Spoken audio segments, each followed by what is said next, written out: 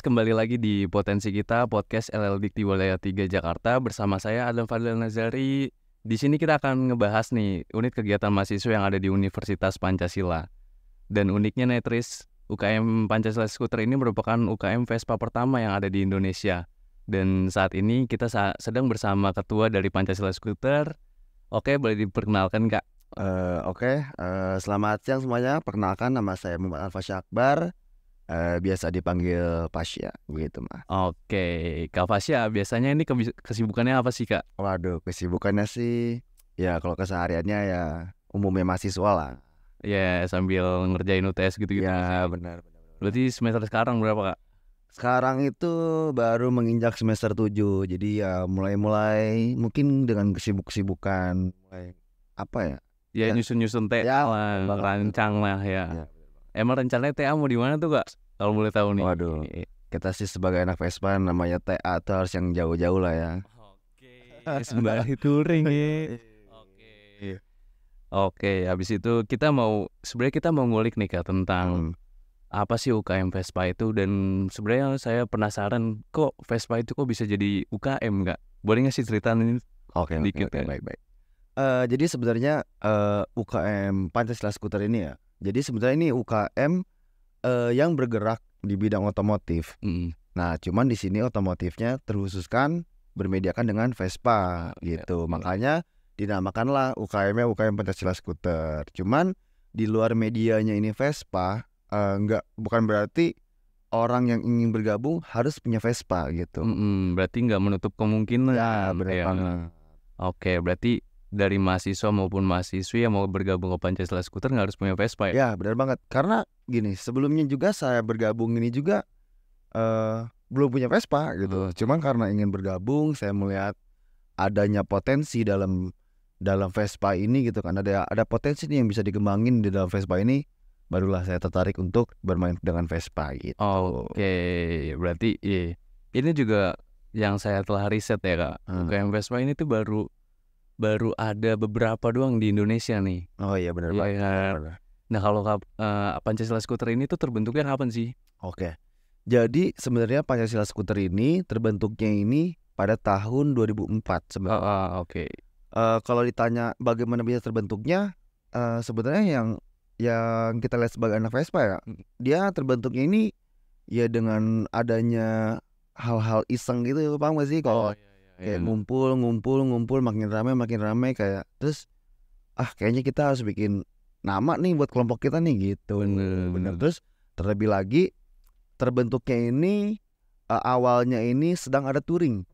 Oke, berarti lagi touring nih. Ya benar, lagi touring ke Bandung, khususnya tuh di daerah Lembang. Nah, makanya pas di Lembang ini tahun 2004 ini tepatnya nih tanggal 14 Mei kayak founder Pancasila Skuter nih mereka kayak diskusi lah, mungkin obrolan iseng kayak masa kita udah rame-rame kayak gini kita nggak punya nama nih gitu kan. Akhirnya kebetulan kayak udah kita bikin aja Pancasila Skuter nah gitu. Oh, berarti awalnya dari suatu komunitas lah, komunitas yang banyak ya, kita berhobi dengan Vespa yang sama, hobi yang sama, kita bentuk di UKM gitu ya.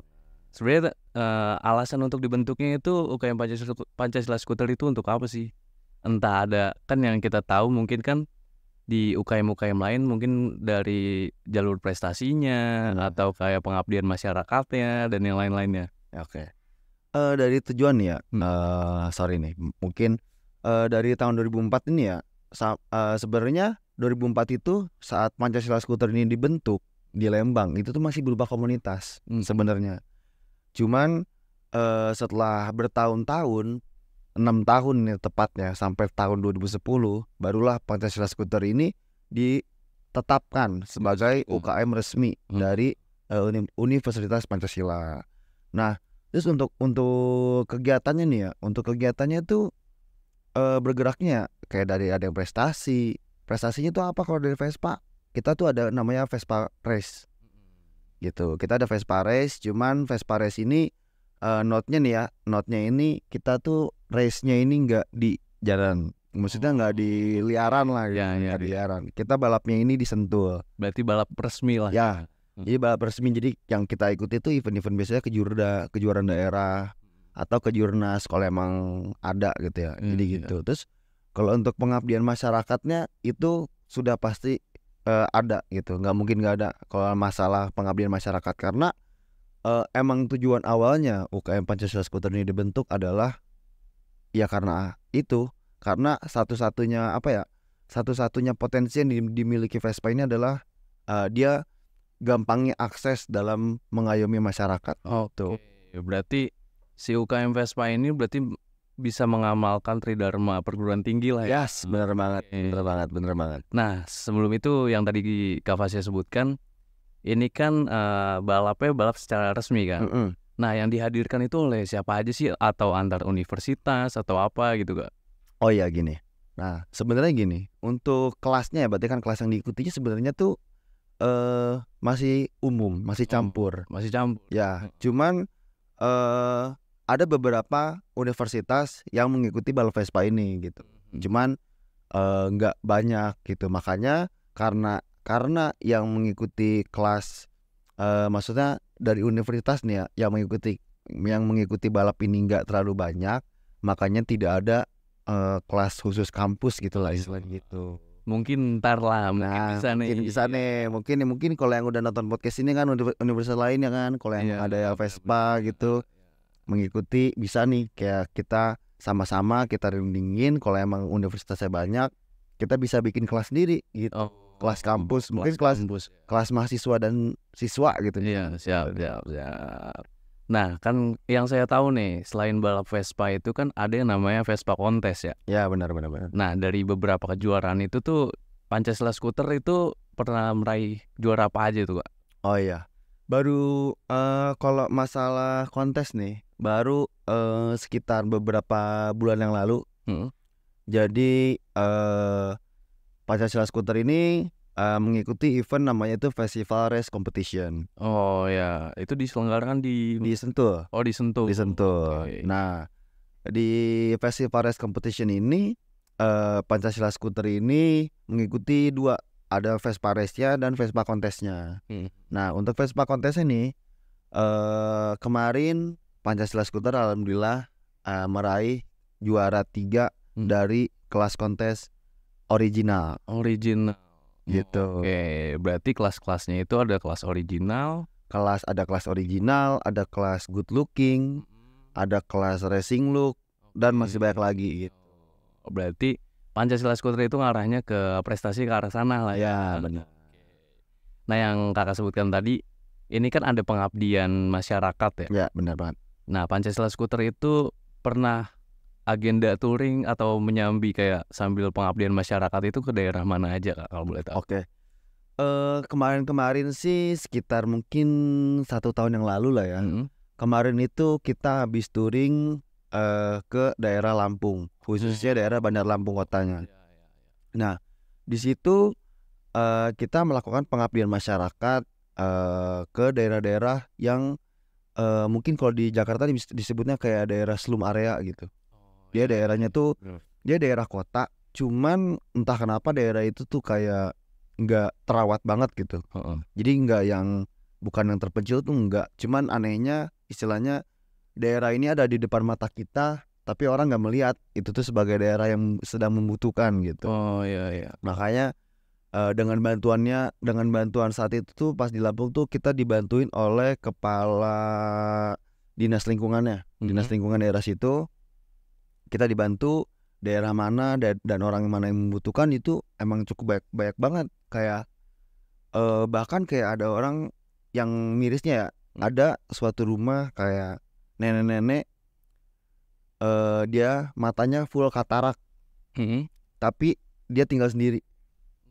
Kan yang terfikirkan tuh kayak ini gimana cara dia menghidupi dirinya sendiri ya, gitu kan. Benar. Udah sama dia di rumah sendiri, matanya katarak dua-duanya ya kan, nggak bisa melihat, tapi dia masih alhamdulillahnya masih bisa berjuang gitu, hidup sampai sekarang gitu.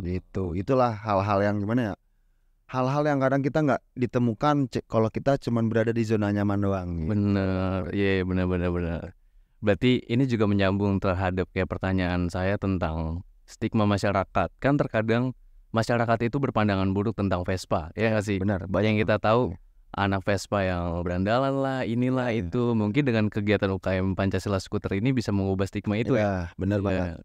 Kayak gimana ya? Emang stigma itu emang sulit dihilangkan ya. Cuman itu nggak menutup kemungkinan kita bisa memperkecil stigma itu kayak sedikit demi sedikit aja gitu. Kayak emang banyak banget kasusnya, kayak banyak Vespa ekstrim yang dia nunggu di pom bensin, terus dengan alasan dia minta uang dengan alasan nggak punya uang untuk pulang gitu. Itu banyak banget kasusnya. Dan juga banyak banget orang yang istilahnya ngelakuin survei gitu. Dia Vespa ekstrim tersebut dikasih uang lah sama orang, kasih uang nih buat pulang gitu kan, kasih uang 20.000 atau 50.000. Besoknya orang itu yang ngasih uang datang lagi, orangnya masih ada gitu. Jadi kan itu namanya kan itu namanya bisa kita sebut dengan menyalahgunakan nama Vespa gitu kan. Benar. Dia menyalahgunakan nama Vespa yang katanya satu Vespa 1 juta saudara yang saling membantu gitu kan. Itu disalahgunakan dengan oknum-oknum yang tidak baik seperti itu. Makanya stigma-stigma buruk itu beredar di masyarakat. Ya, benar banget. Berarti dengan adanya UKM Pancasila Skuter ini, dengan adanya pengabdian masyarakat, membantu masyarakat atau kegiatan bersosialisasi, kontribusi dengan masyarakat, bahkan kayak untuk mengubah stigma tersebut lah ya. Ya, benar banget. Kayak karena emang gimana ya? Emang stigma gitu kan emang perlu kita perlahan aja gitu kan. Perlahan demi sedikit demi sedikit. Cuman yang gitulah, yang namanya stigma seperti itu emang sangat sulit untuk dihilangin gitu. Iya, sebenarnya terlebih juga ya kita sebagai mahasiswa harus lebih concern lah terhadap masyarakat. Kita membantu masyarakat, membuat terobosan yang baru lah ya. Benar banget. Ya intinya dari kita tuh, selagi kita berbuat baik, selagi kita berbuat yang bermanfaat bagi diri kita sendiri atau bagi masyarakat, jangan takut gitu. Kita nggak boleh takut selagi kita berbuat baik gitu, selagi kita bermanfaat gitu. Jangan pernah takut. Intinya jujur dan adil dan juga berani gitu. Nah, untuk ini kan Pancasila Skuter udah terbentuk dari tahun 2010 ya Kak? Ya, sampai sekarang pun masih ada. Itu udah berapa angkatan atau berapa kali diklat gitu sih Kak? Untuk angkatannya sih ya, terhitung dari 2010 itu ya. Terhitung dari 2010 itu sampai saat ini sudah terbentuk 11 angkatan. Udah lumayan banyak dong berarti ya. 11 angkatan. Nah, waktu itu emang sempat adanya hambatan dalam regenerasinya karena adanya pandemi gitu. Makanya jadi pada tahun 2021 itu ada sedikit hambatan regenerasi karena adanya pandemi ini. Jadi kita hilang satu generasi gitu, satu angkatan gitu. Jadi makanya dari angkatan 2020 dari kita langsung loncat ke angkatan 2022 gitu. Terus nanti alhamdulillahnya tahun ini dari para mahasiswa baru juga banyak yang tertarik dan mungkin nanti akan terbentuk lagi generasi ke-12 gitu. Oke, berarti saya bisa simpulkan untuk syarat untuk masuk Pancasila Skuter yang pertama nggak harus punya Vespa ya kan? Benar banget. Dan kayak tahapan-tahapan menjadi anggota itu harus diklat ya. Nah, yang ini juga menjadi ini nih pertanyaan yang cukup menarik nih. Diklat Vespa itu seperti apa sih Kak? Oke. Diklat Vespa nih, kita berbicara soal diklat Vespa. Iya, kan ada orang-orang yang mungkin apa dia benerin mesin lah atau dia ngapain kan gitu kan. Sebenarnya gini, dalam diklat itu sesuai namanya ya, pendidikan dan pelatihan. Di situ kita mengajarkan regenerasi ke bawah kita, bahwa kita kan kegiatan kita kan umumnya dengan touring, dengan touring segala macem lah, yang berkendara intinya. Tentunya itu harus ada SOP-nya. Gitu. Ada safety riding-nya kita sebutnya biasanya. Kayak harus memakai helm harus berkaca, sarung tangan, harus pakai jaket, sepatu, dan juga celana harus panjang dan hal-hal kayak gitu. Terus selama touring gimana nih susunan tata caranya nih, dalam kita touring tuh gimana, nggak boleh ugal-ugalan segala macam. Itu tuh yang kita ajarin gitu. Karena Kayak misalkan kita yang tahun kemarin kita touring ke Lampung misalkan, kita pengabdian masyarakat. Kalau kita di jalannya aja nggak bener gitu kan, amit-amitnya terjadi sesuatu, pengabdian masyarakatnya nggak bakal jadi gitu. Intinya kayak gitu. Makanya sebelum kita bermanfaat bagi masyarakat, tentunya kita harus bermanfaat dulu bagi diri kita sendiri. Gitu. Jangan sampai malah diri kita sendiri yang menjadi beban untuk masyarakat kayak gitu. Berarti dalam diklat itu pembelajaran organisasi juga ada tapi. Wah, itu mah pasti ada. Oh, benar banget. Ya, udah seharusnya ya. Udah harusnya. Udah ketika jadi UKM kita juga mengajarkan kepada anggota-anggota baru ini untuk belajar organisasi ya, gitu. Benar. Organisasi itu adalah apa ya? Intinya itu jantungnya dalam menggerakkan UKM itu jantungnya itu organisasi. Tanpa ada organisasi semuanya nggak akan bisa jalan, intinya kayak gitu. Karena kayak kita melakukan kegiatan touring segala macam, pengabdian masyarakat, bakti sosial, tanpa ada organisasi kita nggak bisa menjalankan itu. Kenapa? Karena dalam menjalankan hal itu semua ada yang namanya birokrasi di kita. Kita harus ada namanya pemberitahuan acara melalui lembaga senat gitu. Kalau di kita namanya senat. Terus dari senat nanti bakal melaporkan kembali ke rektor gitu. Dan begitu pula alurnya, siklusnya. Berarti secara tidak langsung dengan kita masuk UKM, kita belajar organisasi, dan kita bisa belajar dalam mengurus organisasi itu, mulai dari pembuatan surat menyurat, kita tahu alur birokrasinya gitu kan. Itu nantinya bakal sangat-sangat bermanfaat di dunia kerja nanti. Berarti ada poin plusnya juga ketika kita masuk unit kegiatan mahasiswa itu ya. Benar banget. Entah kita jadi memperluas relasi kita, kita belajar speak up di banyak orang ya kan. Ya benar. Gitu ya. Oke. Nah, kalau untuk dalam UKM Pancasila Skuter ini kan ada yang namanya, mungkin yang saya tahu ya, ada yang namanya bidang-bidangnya lah. Nah, di Pancasila Skuter itu ada berapa bidang dan kegiatan dalam bidang tersebut itu apa sih? Oke. Jadi dalam strukturnya nih, mungkin saya jelasin strukturnya dulu nih. Dalam struktur dari organisasi Pancasila Skuter ini, kita disebut itu sebagai BPH, Badan Pengurus Harian. Badan Pengurus Harian. Jadi BPH inilah yang mengurus organisasi selama kegiatan-kegiatan di kampus ataupun di luar kampus gitu. Nah, dari BPH ini strukturnya itu dimulai dari atas, itu ketuanya, misalkan. Dari ketua di bawahnya ada wakilnya, kemudian dari wakil ada sekretaris dan bendahara, barulah di bawah sekretaris dan bendahara ini ada yang namanya bidang-bidangnya. Nah, dari Pancasila Skuter ini bidangnya itu ada 4. Pertama bidang 1 yaitu tentang pendidikan. Jadi bidang 1 ini dia yang bertanggung jawab atas dia bertanggung jawab atas kualitas dari sumber daya manusia yang ada di benar. SDM keanggotaannya dia yang bertanggung jawab. Mulai dari calon anggota masuk sampai mereka menjadi BPH kembali atau jadi anggota, itu dia yang bertanggung jawab. Jadi programnya berarti dari bidang 1 ini dia itu lebih ke arah mendidik gitu. Kalau yang penting anggota-anggota ini harus paham kayak gitu intinya.